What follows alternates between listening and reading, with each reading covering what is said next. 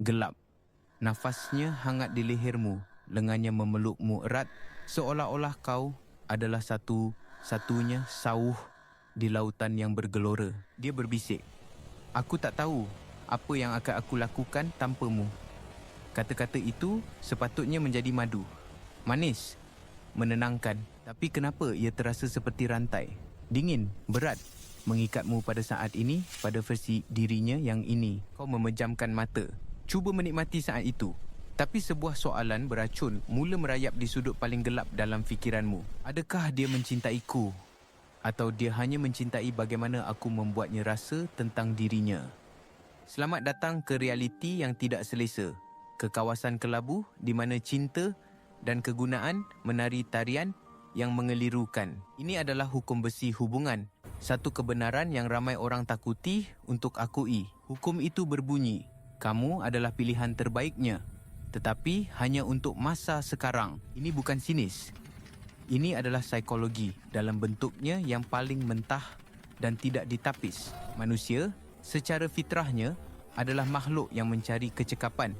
Kita meminimumkan kesakitan dan memaksimumkan ganjaran. Ini berlaku dalam kerjaya, kewangan dan, dalam cinta. Pasanganmu tidak memilihmu secara rawak. Keputusan itu adalah hasil pengiraan bawah sedar yang rumit. Mereka menilai nilai pasaran mereka sendiri, status, rupa, kestabilan emosi. Kemudian, mereka mencari pilihan terbaik yang boleh mereka perolehi dengan apa yang mereka ada sekarang. Jika mereka baru lepas putus cinta yang menyakitkan, mereka mencari kestabilan dan kau hadir. Sebuah pelabuhan yang tenang. Jika kerjaya mereka tidak menentu, mereka mencari sokongan.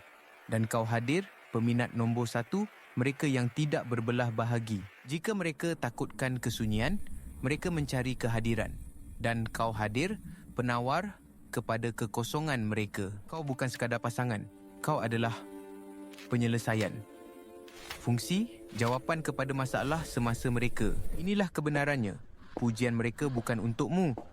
Ia adalah untuk kelegaan yang kau berikan kepada mereka. Kasih sayang mereka bukan tanda pengabdian.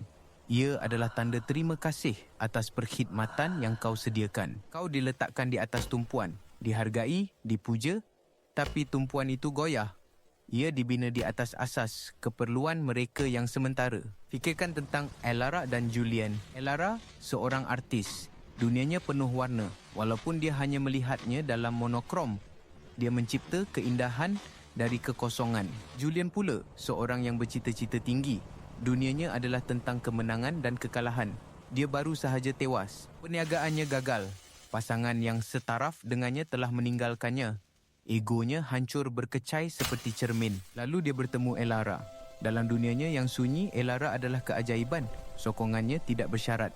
Kagumnya tulen. Elara tidak melihat Julian yang gagal. Dia melihat potensi. Dia melihat lelaki yang boleh dibinanya semula. Julian memeluk peluang ini. Dia bermandi dalam kasih sayang Elara. Dia menggunakan kekaguman Elara untuk membina semula keyakinan dirinya.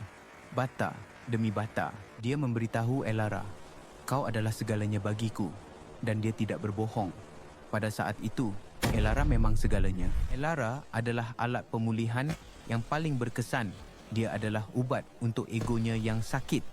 Dia adalah jambatan untuk kembali ke dunia yang pernah menolaknya. Bulan berganti. Perniagaan baru Julian mula berjaya. Orang-orang lama mula kembali. Dunia lamanya memanggil. Dia mula bercakap tentang peluang baru, lingkungan yang berbeza. Dia tidak lagi bercakap tentang kita. Dia bercakap tentang aku. Elara merasakannya. Udara menjadi dingin. Pelukan yang dulu terasa seperti perlindungan, kini terasa seperti sangkar yang sopan. Pada satu malam, dia bertanya, adakah kau masih perlukanku? Julian terdiam sejenak, terlalu lama. Kemudian dia tersenyum. Senyuman yang tidak sampai ke matanya. Jangan merepeklah. Sudah tentu aku cintakan kau. Dan pada saat itulah Elara faham. Dan kau juga faham. Cinta tidak disebut. Keperluan yang disebut.